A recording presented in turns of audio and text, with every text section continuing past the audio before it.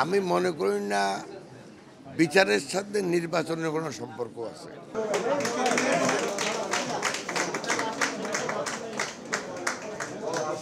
প্রথম কথা হলো নতুন দল, যে কোনো লোকেই নতুন দল করতে পারে, আমরা সবাইকে ওয়েলকাম করি। দুই, আমি মনে করি না বিচারের সাথে নির্বাচনের কোনো সম্পর্ক আছে।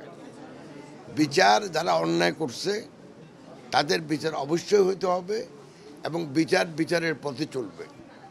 আর নির্বাচন, একটা দেশে গণতান্ত্রিক সরকার যদি না থাকে সেই দেশে না আইন শৃঙ্খলার উন্নতি হবে, না বিনিয়োগ হবে, না কর্মসংস্থান হবে, না দেশের অর্থনৈতিক প্রবৃদ্ধি হবে, না উন্নয়ন হবে।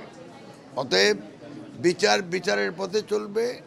আবার দেশকে গণতন্ত্রায়ন করা এবং দেশে একটা রাজনৈতিক সরকার, প্রতিনিধিত্বশীল সরকার প্রতিষ্ঠা করা, এরা সবাই দায়িত্ব দেশের উন্নয়নের খাতিরে।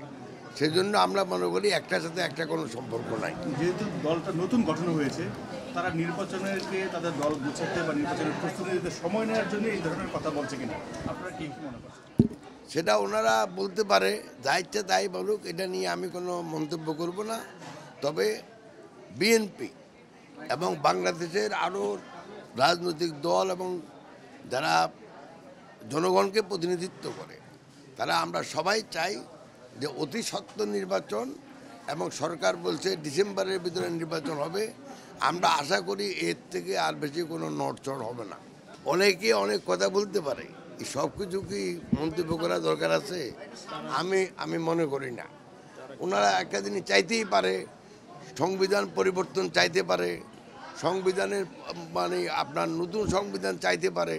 সেটা জনগণ যদি চায়, যদি কোনো রাজনৈতিক দল সেই ম্যান্ডেট নিয়ে জনগণের কাছে যায়, আর জনগণ যদি তাদেরকে ভোট দিয়ে নির্বাচিত করেন, তাহলে তারা ওই ম্যান্ডেট অনুযায়ী কাজ করবেন। আমরা অত্যাচার, নির্বিচারের বিরুদ্ধে, সহিংসতার বিরুদ্ধে, গণতন্ত্রের পক্ষে, ভোটের অধিকার রক্ষা করার জন্য গত 17 বছর ধরে আমরা আন্দোলন সংগ্রাম করে আসছি। অতএব আমরা মনে করি যখনই দেশের নির্বাচনের মাধ্যমে জনপ্রতিনিধিত্বশীল সরকার গঠন করা হবে, তখনই এখনকার যে আইন শৃঙ্খলার যে সমস্যা, এখনকার যে নারীদের উপরে যে নির্যাতন, এগুলি সবই কমে আসবে।